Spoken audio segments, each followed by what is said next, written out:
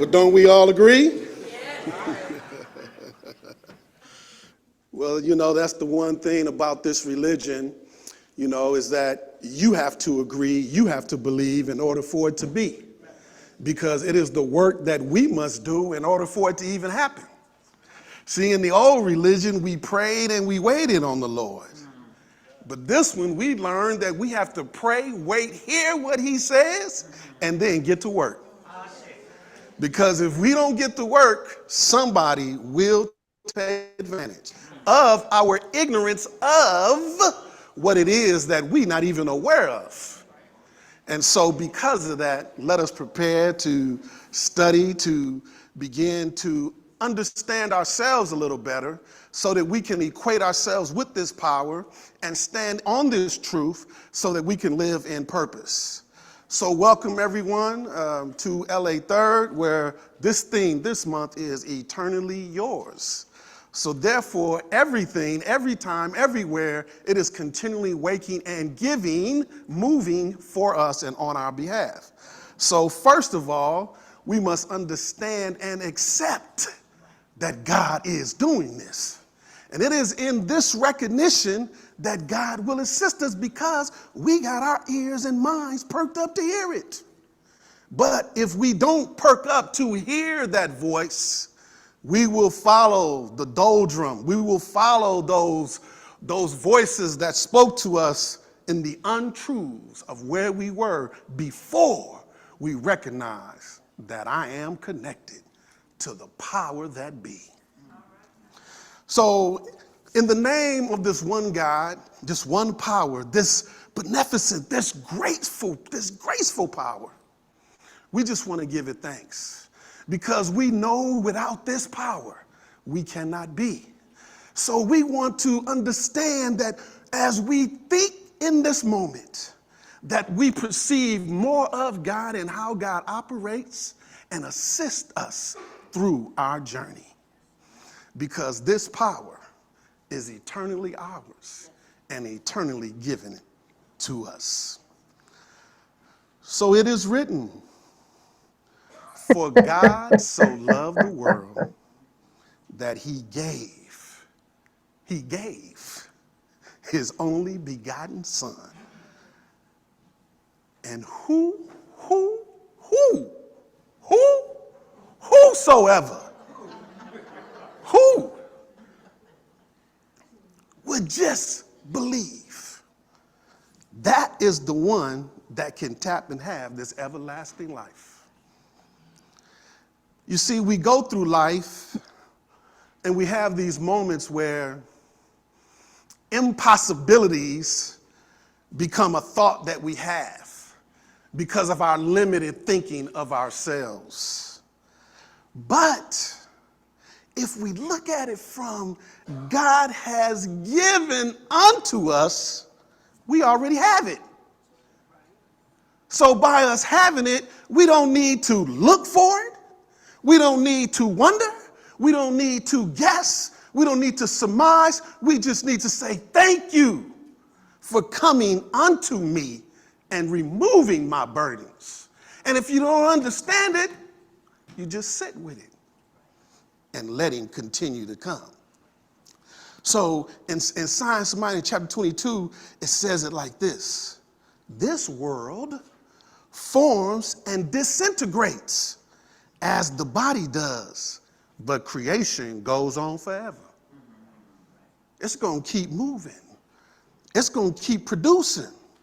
But who wants to be a producer? See, some of us got aspirations of a producer in the industry, but what about the production of your life?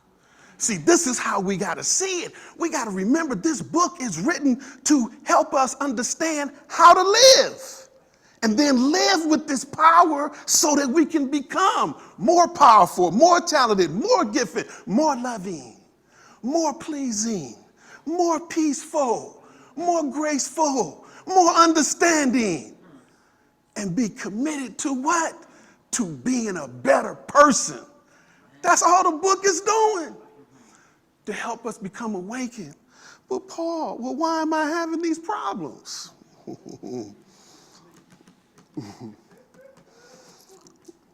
Well, problems come to assist us to understand that we need to call on the power to release whatever tragedy it may be.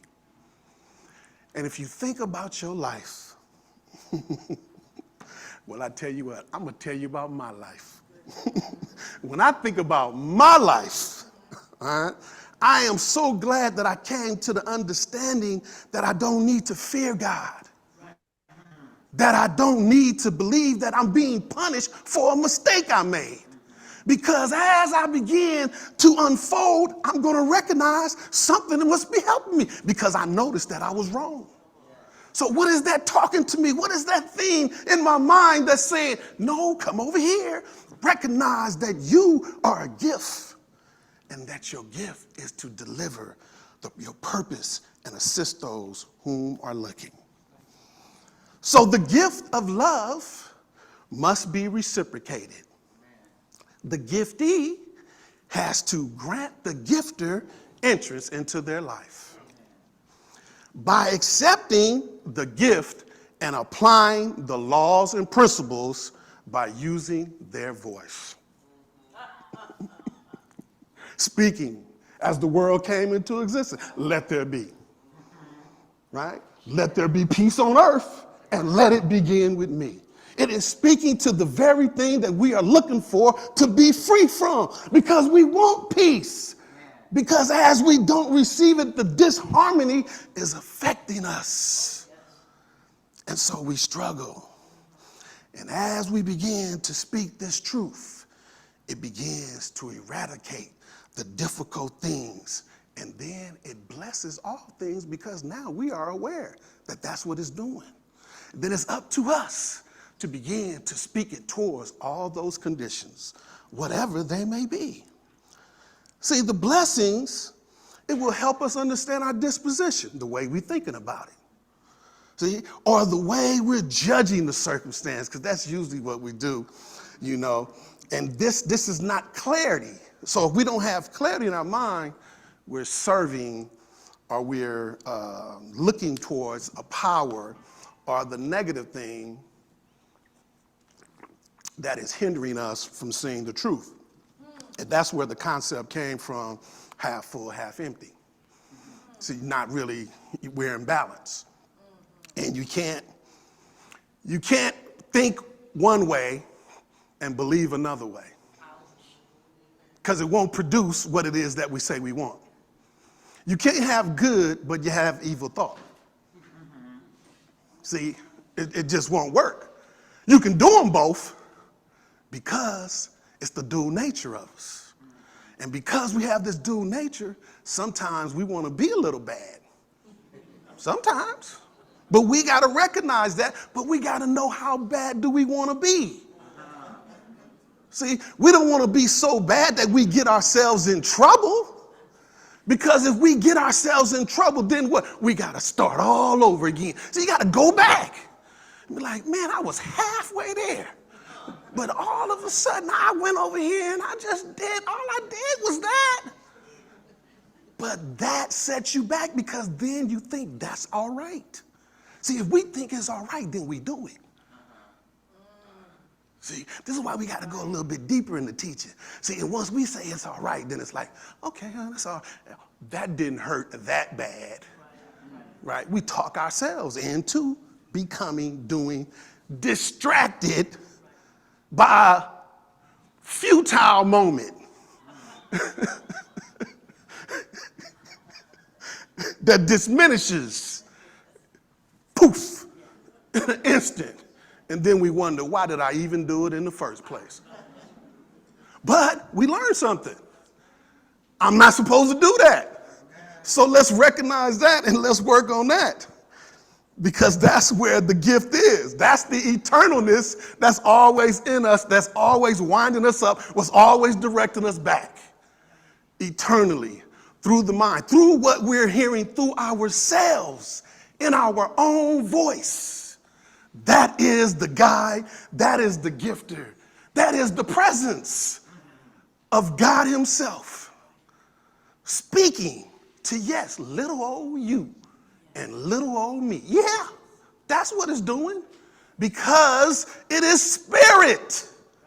So you have to hear it with your spirit in order to move when it says move. When you go quick, I don't know if you really heard what you were supposed to hear. Because you got to be patient. Because you got to learn the skill, right? That's what I'm talking about. Learn the skill of how to use it, right? Because most of the times we're using our human judgment. And that human judgment, it looks right.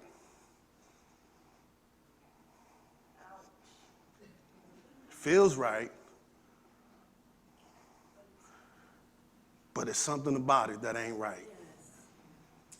Right? That's not having the connection or not allowing the connection to speak and work through us. And this is what we must recognize, that God is the only universal power and operates in and through all things and is working. He's even calling us through these electronic devices to help us understand what's going on. He can reach us anywhere. That is just magnificent. We just gotta love this, that a technology has been produced that can call us up and prepare us for what it is we need to be and hear and see and direct our lives. So in Luke 12, it says, take no thought on what to say. So if we can get to that part of our lives, we can begin to see deeper into what's going on in our lives.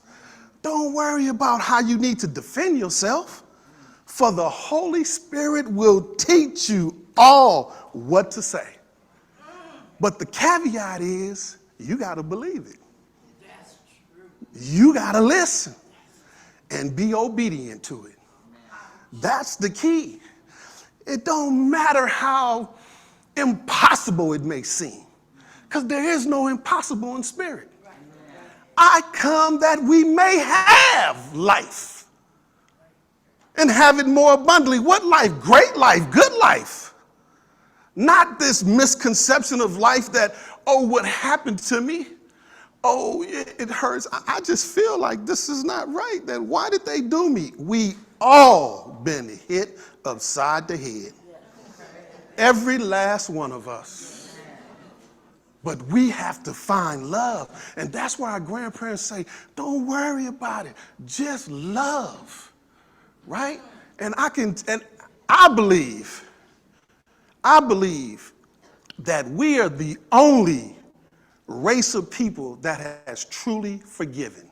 Yes, yes, yes. You think and put that where you want to, okay. But I'm telling you, we are the race that said, I forgive you. That's right. And we let love come from our hearts without judgment.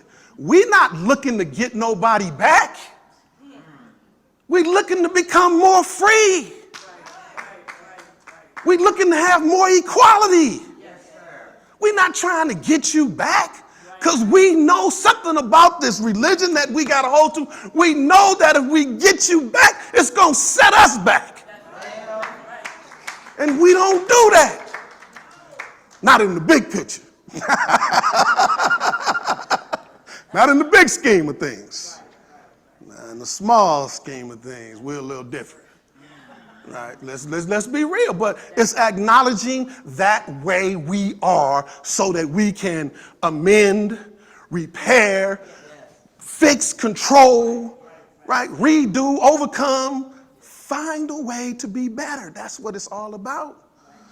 Because as we become better and as our awareness evolve, we will change. And that changing will change the world. It will change the world. The world has changed. And it started with a prayer. It started with a song. Somebody didn't really know, but somebody was teaching. And you can only say this when you talk to them now. Right?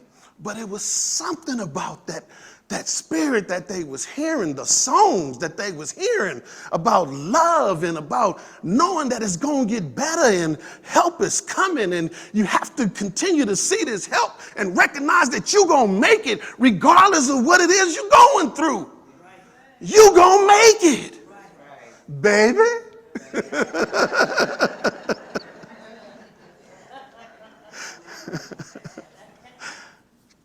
And so in Matthew it says, again, I say unto you, if just two, it's just two, shall come together and agree. Now, it's more than two of us in here, so we should have a change. But it's talking about you and the Spirit. See, can't get lost in that. If you want it, because you can always deny entrance. I ain't got time for you today. I got a game I got to watch. Okay, I'll move to the side. Go bump your head. See, the Father which is in heaven is just really what it's saying is it's in the midst of us. It's around us. It is a place that Jesus contacted and just called it the place, the heavenly place, which is what we need to connect to. And so how we do it is that we have to draw this power to us. So I'm going to say an affirmation, and I want you to repeat it with me. And I want you to think about feeling the presence of this power. I'm going to say it first by myself so you kind of hear it, and then you can repeat it. Then we'll repeat it together. Lord, I believe. Lord, I agree. All things are possible. All things. I believe, God, that you cannot fail. I agree. I am eternally connected to your presence. Now let's do it together. Lord, I believe. Lord, I agree. All things are possible. All things. I believe that you cannot fail. I agree. I am eternally connected to your presence. Yes. Thank you, Lord. Yes. Eternally connected. That's why it will never forsake us, because it is everywhere we go. And everywhere we go, this presence is there. That's why in this teaching it says, right where I am, God is. And it's only saying that right where I am, God is going to keep us all going, because little me can't do it. That's right. But big me, once I understand, I can step into it. So don't be afraid. Don't be afraid. Don't be terrified, because the Lord thy God is with me. This is in Deuteronomy, by the way, for those who want to go back and check, right? Verify your reference so that you can use it. It goes with me, and it will never leave or forsake you. See, this declaration, it guarantees us protection in our time of need, to dissolve circumstances always. Now, sometimes, not when I think I'm hurting a little bit more now, or because, even when we upset, it'll let us go and be upset so that we can see that we need the power. See, because we only struggling with ourselves. The struggle is within. The struggle is within. And the knowledge that we seek will free us from the damage that we're causing on ourselves. Tell yourself that you love yourself right now. I love you. Tell yourself. Come on now. You can't, all these people, you can't be shy. We all saying it. I love me. You got to love yourself. How could you not? How could you not love yourself? I don't care what they did. I don't care what they said. I don't care what you lost. I love me. And I'm grateful and thankful that I'm still here. That the power is still pushing, working through me. I love me. I may not be who I want to be, but I love me. I may not have the house on the hill. I may not have the Mercedes. I may not, but I love me. And as I love myself, I can begin to do better for myself. Know that all of it begins within. We have to clean up the inside, not the outside. I mean, you come looking good now, don't get me wrong, but I'm saying clean up the inside, because the inside is where the struggle is. And when the diagnosis comes, you can't say, You say, thank you for letting me know what I need to pray for. Thank you. Now we go to work. Spirit, Father, help me connect with what it is that I need to free myself from this condition. And if I need to remove it, help me find the person that will help me remove it. Help me become freer. Because I love me. And I want to show my love to you. You see, this universal connection is nudging us towards the calling of ourself, only as we proclaim our identity. See, we got to proclaim who we are. See, that's why I said, say you love yourself. Because if you don't claim it, you ain't going to act like it. And a lot of times we don't. We don't even act like we love ourselves. We'll put ourselves in any old position. Hey, why did I do that? I love me. I'm not doing that no more. Especially now, most of us, man, we got to get it right now. And then we have to begin to declare this victory in our mental lapses. See, or this misdirecting our power, we must reclaim our membership with this presence. It's only momentary, and it's only going to hurt for a while. But when we call on his name, he will deliver us. So the Bible states that, let this mind be in you that was in Christ Jesus, who understood that God is flowing through him as him. That's all we need to understand. The book is describing what it is that he felt in the moment when he had the realization. We're not having that realization. That's the separation. You have to know that God is working in and through you as you, because if it was not for with some of these wounds that we got, somebody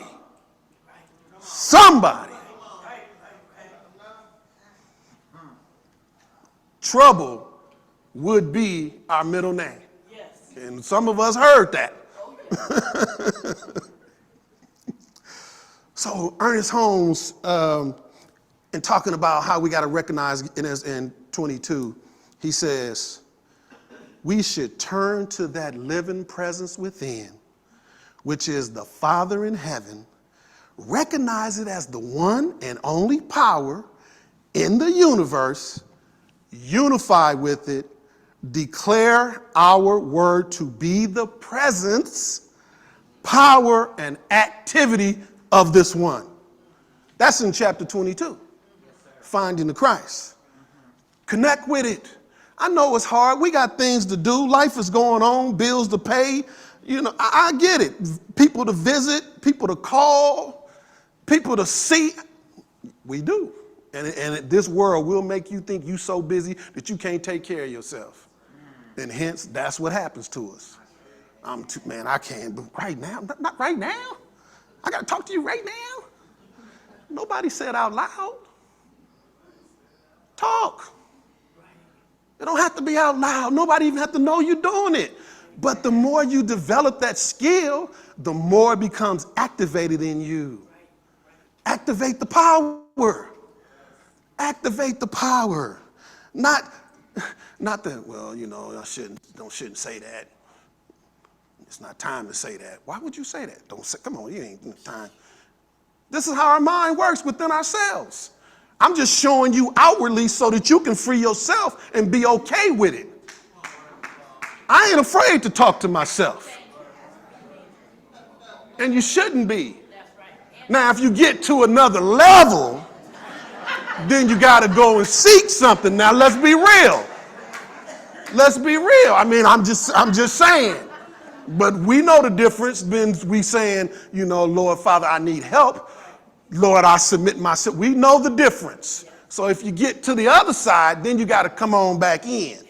You got to go see someone to bring you back. That's just truth. Like, we got to see that. Like, this teaching is about intelligence. That's what it's about. It's not about staying a fool because everybody else is acting a fool. It's about being real with yourself, knowing who you are, and free yourself. Because we're not going to lose our individuality in this. But we are creating and using the power that is eternally working on our behalf. See, we can do it because the power is working with us. And it's going to manifest whatever it is we believe. See, as we declare and speak within our inner realization, our conviction with our belief on the presence of the eternal presence and power, we're going to claim victory. We're going to get it. So remember, the book says the Lord will perfect all that concerns us. Not some, not when you. So see, you don't have to totally be right to get right, because when you get right, you're going to be right. Let me say it again. I know. See, some of us, from what we've heard and what we've learned, we think we got to be totally right before we can get right. But you don't have to be totally right, but you have to be on the right path to connect with right so that you can understand what right is. Was that a little better? Yes. See, he's be dropping it in there, I'm telling you. This wasn't rehearsed.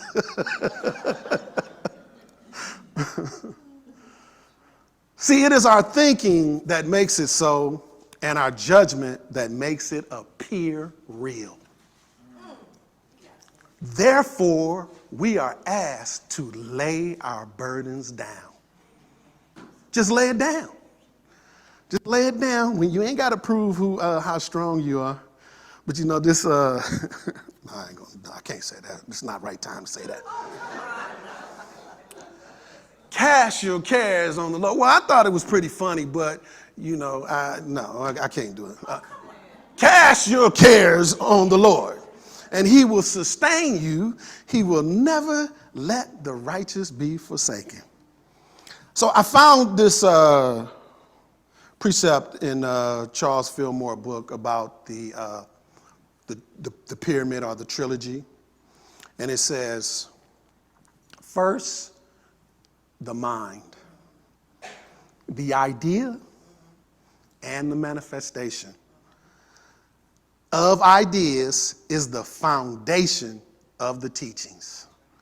And second, that proper manifestation of ideas requires harmony of thinking.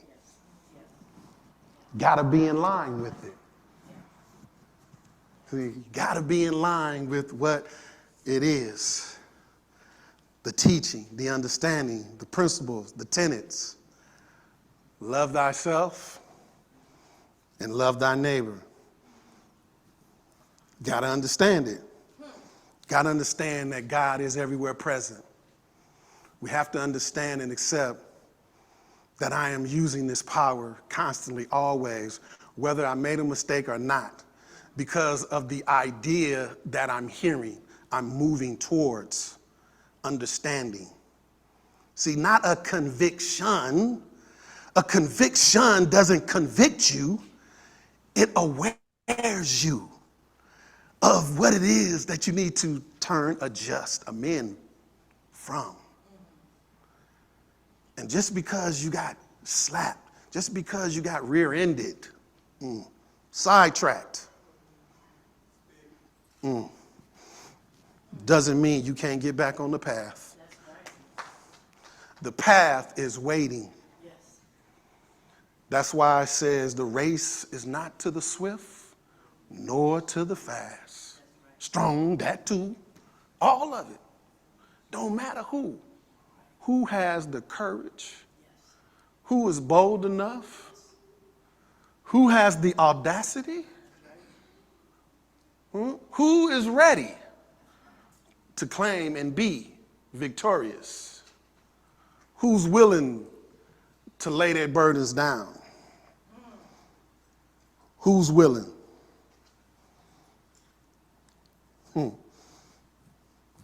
And as we recognize ourselves to be connected to this divine one, the originator, as a manifestation of the divine one, we will express its attributes as an idea called forth by the I am presence. As we accept the divine one and speak into its presence, it will reveal its presence unto us. This presence is real. This presence has created everything we see around us. For those who said, I'm going to do it, those are the ones who are doing these things that we see. Message for 3 2 I'm going to share this with you and then I'll let you go. 4 9 0. When Moses was at the burning bush, you know, Moses, as most of us know, Moses had escaped Egypt. So he had already knew and heard what was going on, what had been done there, and hence that's why he left, right? And so while he was out tending to the field, just like while we're out tending to our own business, something will strike up something within us, right? We, unfortunately, don't call it God. We don't know what to call it because we've been told that we shouldn't think and have this idea or concept about it. So therefore, it's something like we real timid about it, right? We don't want to believe that just because a burning bush is not, it's a metaphor. Oh man! So this burning bush, it's burning, but it's not consuming. And it's drawing him towards it. But just like no, I don't know if I really want to go there, right? That's what we hesitate on the thing that's really calling us. But it said when he listened, come here. And when he was obedient, he went and he said, what do you need from me? Man, don't you know who you are? And this modern translation, right? This modern translation. What do you need from me? I need you to go and free the people. Me? You want me to go and free the people? Yeah, I want you to go. But remember, I'm sending you, and I'm going with you. So when you go, but what when I go and they ask me, who should I say sent me? They gonna ask me, what do I say? Does that sound familiar? That's exactly. We question the reason behind you telling me to go do this, to go collect my blessing.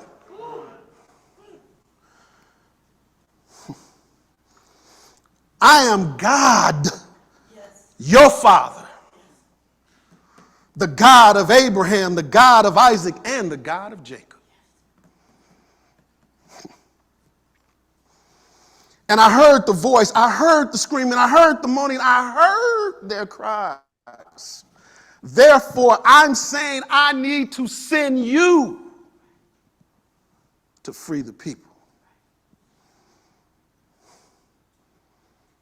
So what do I say? When you send me to talk to Pharaoh, because Pharaoh is mighty powerful.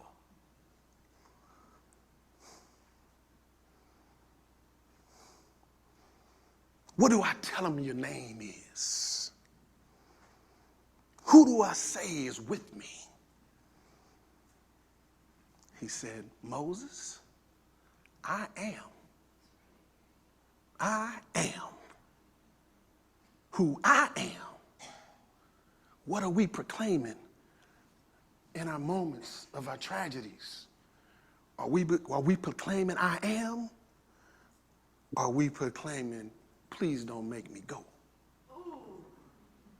Please don't send me right now. Not right now, Lord. This ain't the time for it. Not now. Why now? I am. And I am with you always. Be still, my child, and know that the Lord, thy God, is with thee. And this is my name forever. And this is my memorial to all generations. Who's proclaiming I am? Who's looking at their situation saying I am? Who's willing to say I am? That I can, that I will, and I shall. See, we must declare who we are and claim our power in order to possess it. Once we decree it, we will see it because the God we serve is eternally working on our behalf. Our God goes before us and paves the way, and we must allow the power, entrance to lead us in our presentations in all areas of our life. And lean not on our own understanding, but on the one that's guiding us always. I am who I am because God is eternally blessing me. So I want you to say, I am, who I am, because God is eternally blessing me. And so it is.